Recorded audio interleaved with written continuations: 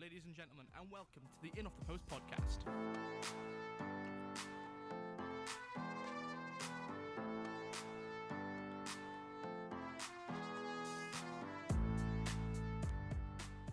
Hello, ladies and gentlemen, and welcome to this very special episode of the In Off the Post podcast. I'm your host, Daniel Bevan, and I'm here with Ross Dawson. Hello, everyone. And today we've got a very exclusive interview with former England international cricketer Graeme Fowler. He's going to be talking to us about mental health in sport. Last year, me and Ross had the pleasure of meeting Graeme and interviewing him for the South Wales Disclosure. We'll put the link to the article down below for YouTube and SoundCloud. But yesterday was International Men's Day, and one of the most important things that they talk about on that day is mental health, in men especially. So we thought that it would be a great idea to have him on the show. So let's get into that interview. And I'm joined now on the phone by Graeme Fowler. Graeme, thank you very much for joining me. Yes, welcome. Just going to start by, for our fans who might not be aware of who you are, do I ask you just to tell us a little bit about yourself? I am 60 years of age. I was born in Accrington, Lancashire. I played professional cricket for Lancashire from 1973 to 1992. I then played for Durham for 2 years, and I played for England between 82 and 86. I suppose my most notable achievement is being the first Englishman to get a double century in India in a test match.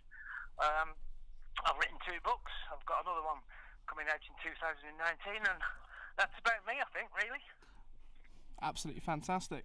Obviously, we know that you talk a lot about mental health. And I've just got some notes down here that you said in 2007 it was the best time of your life. You had an amazing job, a great family, but in early 2008 is when your wife Sarah approached you and said that you needed to go to the doctors.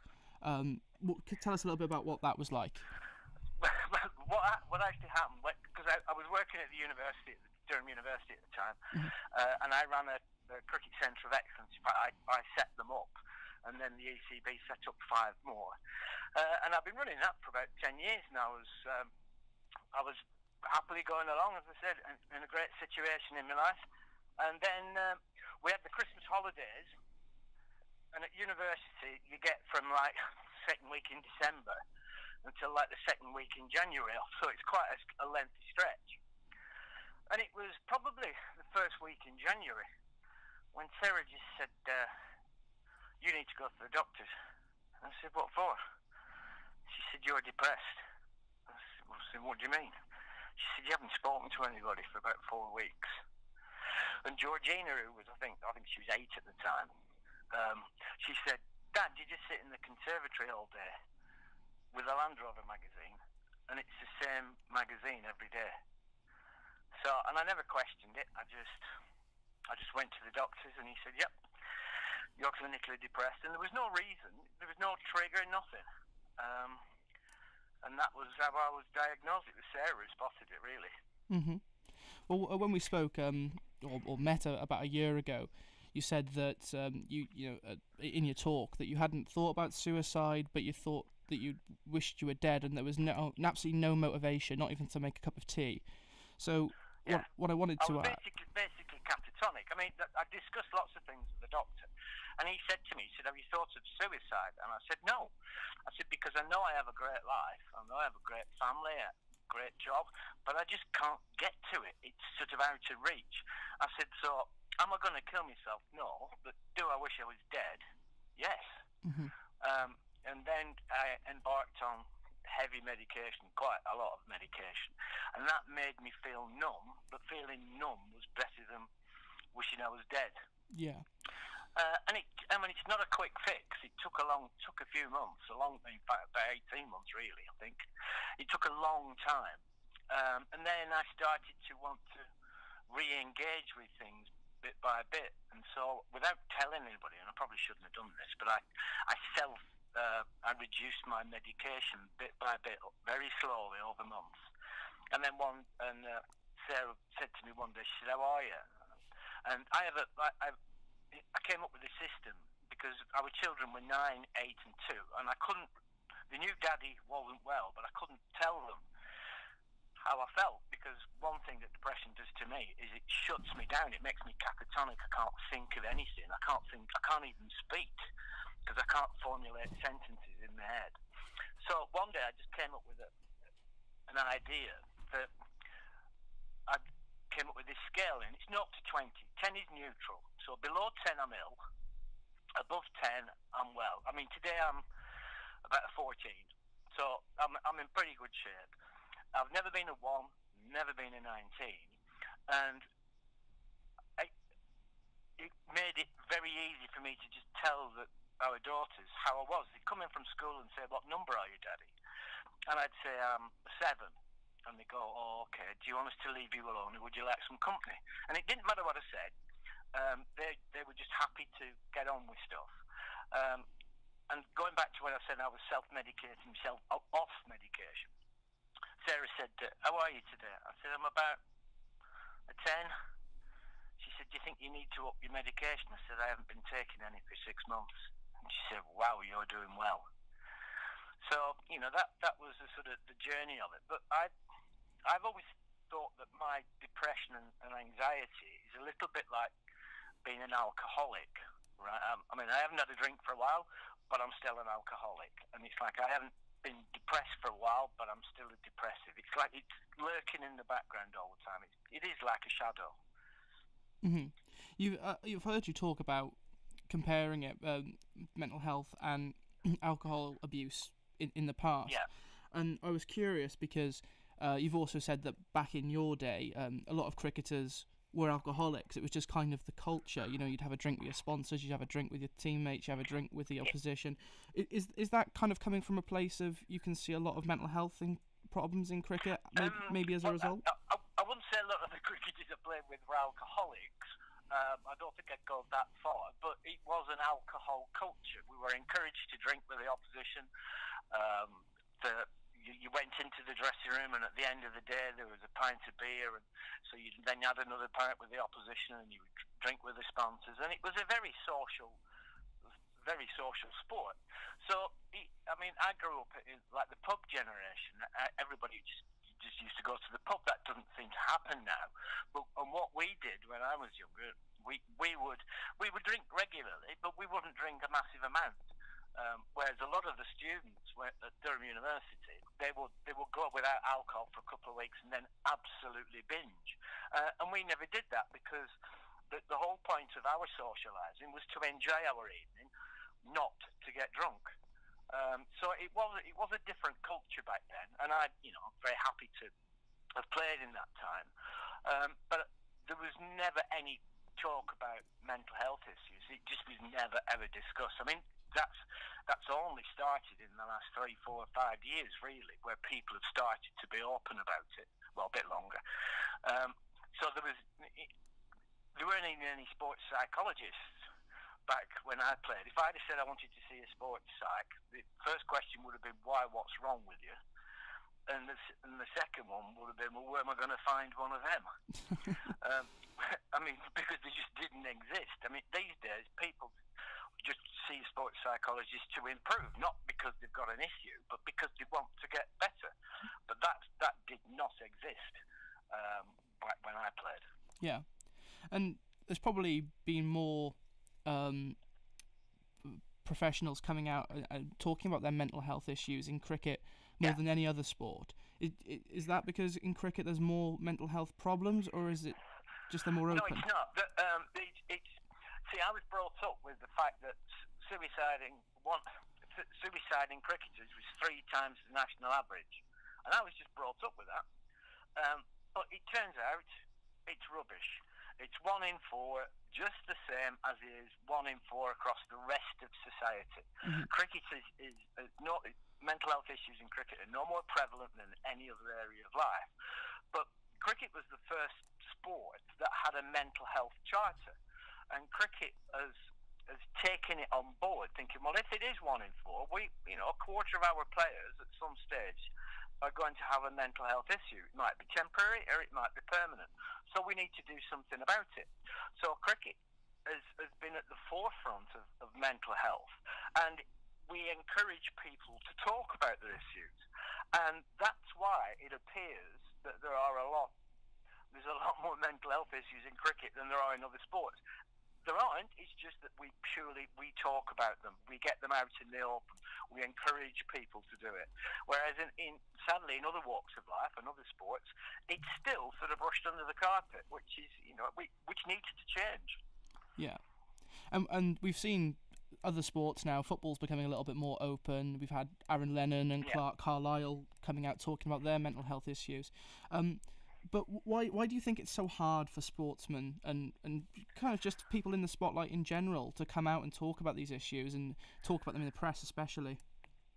I think it's difficult for anybody. It's a big step. I mean, it never bothered me. I was always open about it because I wanted to be open about it. But for anybody in any walk of life to actually stand up and say to your friends and your family or your work colleagues, I have mental health issues, it takes quite a bit to do. But the incredible thing is that once you do come out with it, it's amazing the support you get and the understanding from people around you, even from people who you would never think. And it actually really helped me to be open. And I think a lot of people are just frightened to take that first step. But believe me, if you take that first step, it makes life so much easier, and for those around you as well.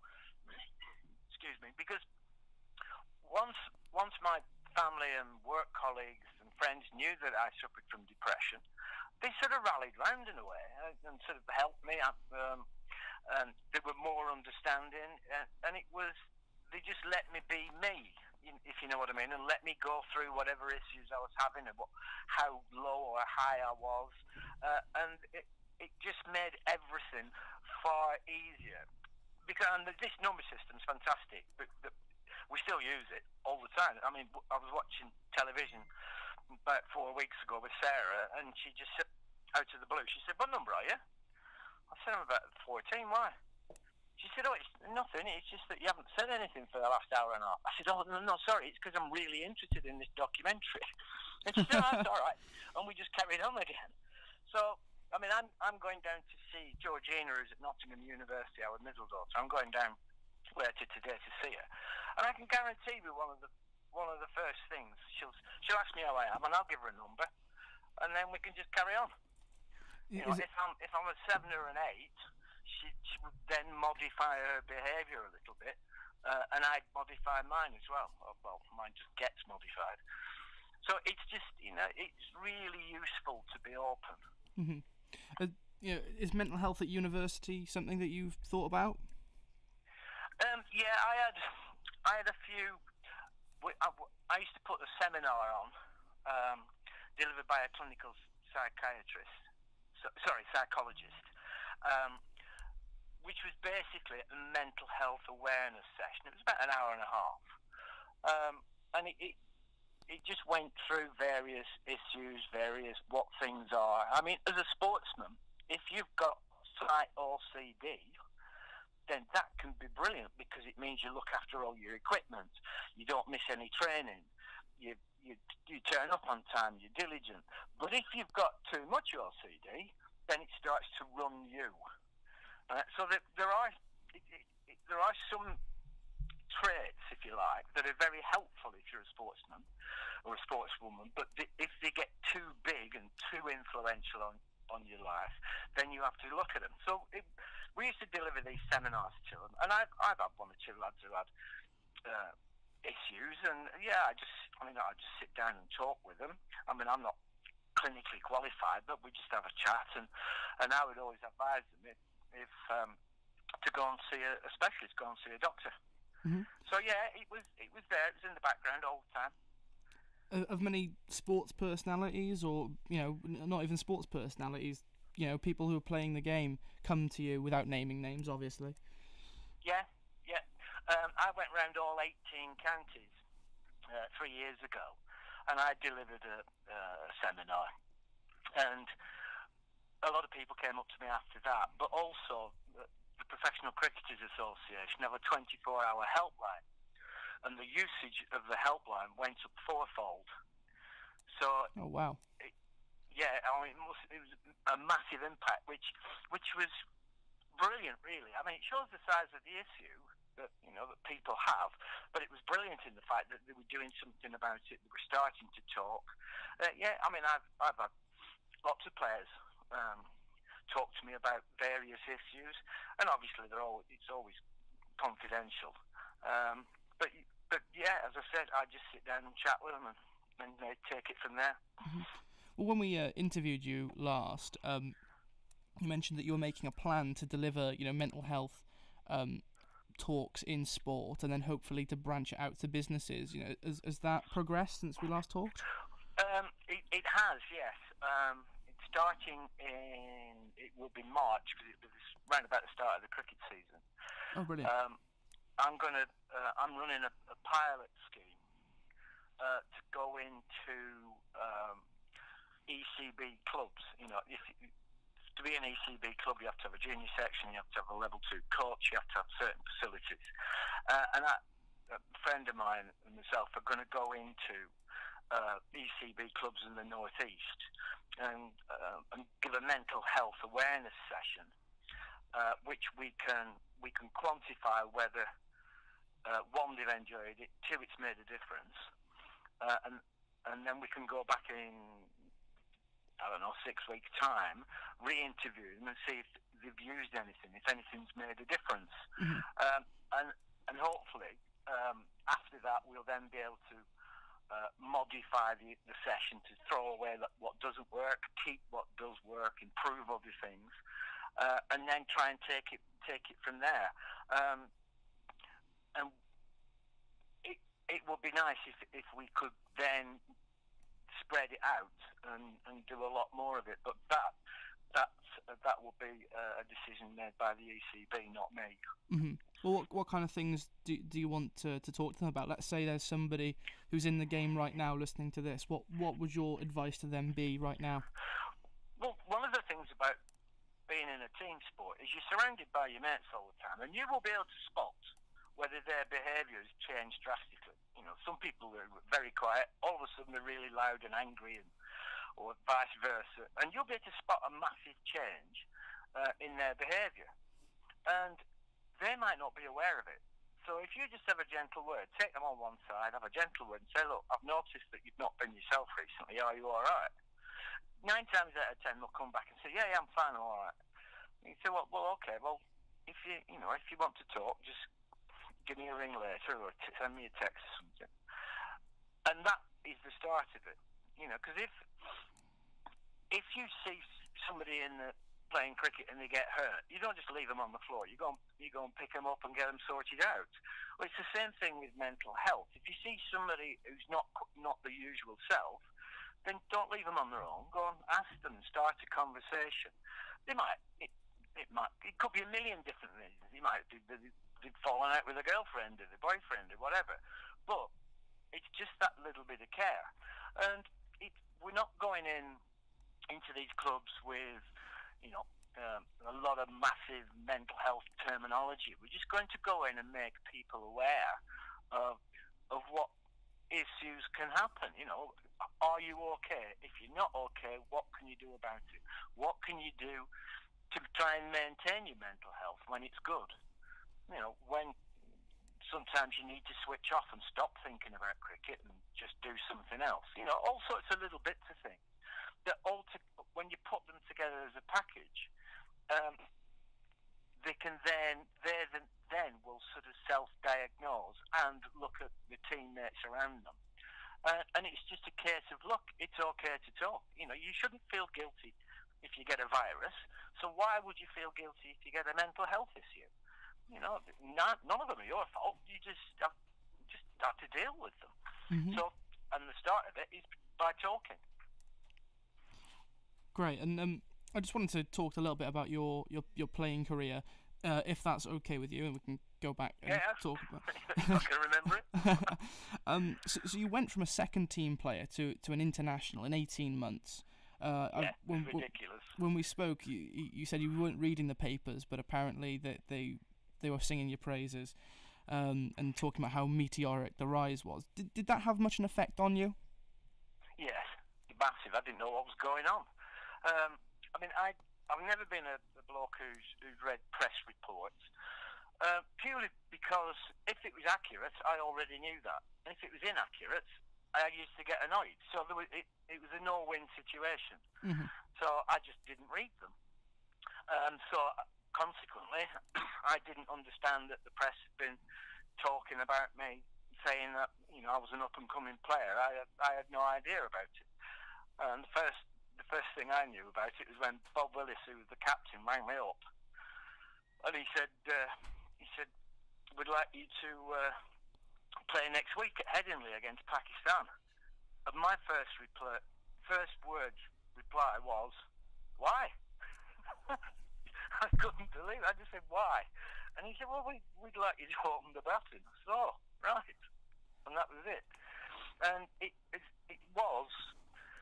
was really strange because, it was only the year before I've been playing in Lancashire second 11, and then all of a sudden I play one Test match and I'm going on an Ashes tour, and I didn't really know myself as a person, never mind as a cricketer at that stage, and so I had to sort of grow up, if you like, playing Test cricket. Yeah. And I finally got to a stage where I was comfortable. And I got 200 in India, and then the next Test match I got 69. Then I came back to England and found out I had 2 crushed vertebrae in my neck and never played for England again. So I was just getting comfortable when it was taken away from me, really. So that's a bit sad, but at least I did play 21 Tests. So you had a long international career, yeah, but it could have been longer. I mean, if my neck hadn't been broken, I'm sure I'd have played a lot more. But as I said, I played 21 Tests, 26 one-day internationals. So I had a go at it. How did that happen? How did you crush your? Funnily enough, it was a head-on car accident. Oh gosh. In 1978. So I played all my Test career with 2 crushed vertebrae in my neck. But what had happened over time is it started to recalcify, and they trapped all the nerves, and I lost sensation in my fingers, and balance went, and all sorts of stuff, and I just couldn't play. But that hadn't affected you in your career beforehand. Sorry, that hadn't affected you in your career beforehand, though. Well, what had happened is it had just gradually deteriorated through the years. Every now and again, I get a sharp pain underneath my left shoulder blade, and then like a trapped nerve, and then it'll go away. But then through the years, it became more frequent, more painful, didn't fully go away, and it just got gradually worse. And it got to a point where when I came back to England, I just realised there was something drastically wrong. Mm-hmm. So I had to go and see a surgeon, and it's him who told me. Yeah. And you've mentioned as well before that David Lloyd Bumble was a very good mentor of yours. I mean, he grew up, was it 100 yards away from where you grew up, just 10 years previously? 3 streets away. He was in Water Street and I was on Bold Street in Accrington. But he's 10 years older than me. But yeah, we grew up 3 streets apart. Did he help you a lot? Did you talk to him about your issues? Yeah, I didn't really know him until I started playing professionally, and then once I got on the fringes of the first team, he sort of took me under his wing, and it was then. And this was towards the end of his career, and he spent basically the end of his career batting with me to try and help me, because as you get towards the end of your career, you lose a bit of spark. And I'm sure Bumble had lost a bit of his, but he enjoyed seeing me get better. And ironically, towards the end of my career, I opened the batting with Graeme Lloyd, his son. So, really? What goes round comes round. So. Yeah.